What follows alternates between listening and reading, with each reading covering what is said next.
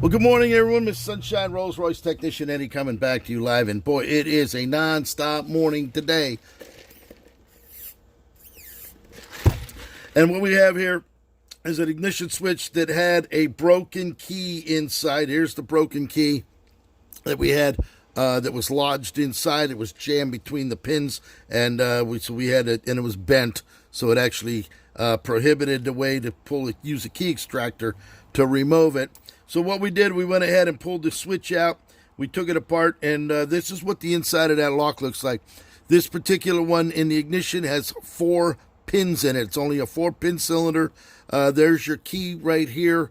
We went ahead, duplicated a new key. Now, the customer sent me a key. This is a key right here that he sent, but as you can see, the key is worn out to the point that the pins are sitting lower than the way they should be, in causing it to bind up. So even if you lube the lock, the top pins would be down inside there, and it would jam the lock, and then you would end up breaking the key off. So what we did, I went ahead and cut one by the factory, and that one made it still too low, all right, even with the factory cuts, meaning that the lock has some worn on it. So we went ahead, site read it, made a perfectly operating key. There's only 4 pins in this lock, not the actual 5. It's only, as a matter of fact, on the lock itself. This one only has 1, 2, 3. It only has 4 pins in there. The other one would be either in the door lock or the trunk lock. But after now that we made an operating key that's going to work perfectly on there, you can see how gorgeous that is. We're going to go ahead, we're going to slide this back in. Got to make sure. Now, this is the top chamber where the 4 pins and the springs are.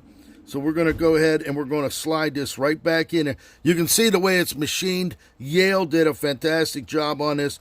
And we're going to go ahead and just slide that right in there like that.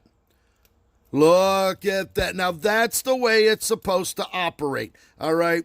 Using his key that he sent me, you see how it's bound up? It doesn't turn. You got to play with it in order to get it to work, and even now it still won't work. So this key here is not cut properly for this, and that's basically why that one did not work. This was the key. This is the key that I made by code as per the code on the back of the lock. You see that BHL 538. The key that I made by hand, operates beautifully. So this is how it's supposed to operate, just like that.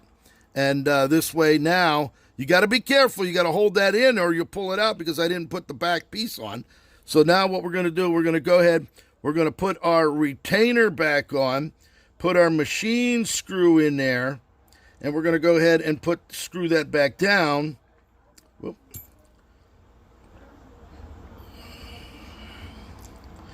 So my client now will have a video to see exactly what happened. The key that he's using is worn out and causing to key it, and then it breaks the key off inside. Well, we eliminated that problem for him as far as that's concerned. So now we got the retainer on.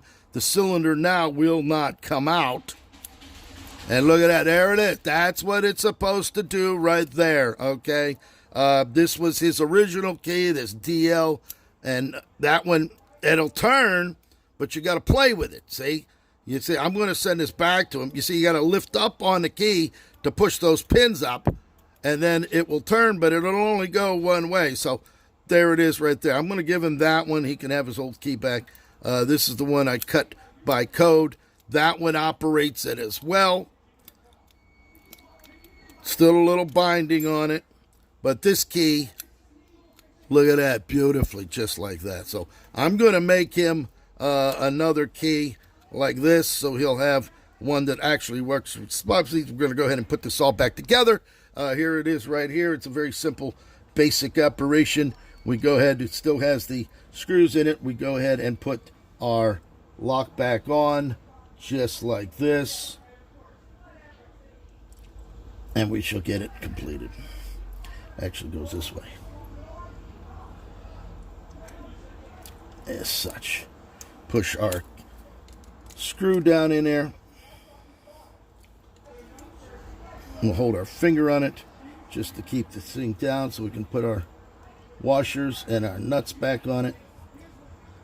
And that would have been the only way to get that key out, because the way it was jammed in there, this is the broken key. There's your broken key. It was bent, so it actually latched itself in between the pins. And even trying to pull it down and using a key extractor, there's no way you're going to get it in. And you can't push it through because it locks up down onto the other side. So now that we have this completed for him, he'll actually be able to, his Rolls Royce will now proceed again, and he'll have some new keys to go with it as well. So there, we're going to go ahead and just put this back out there.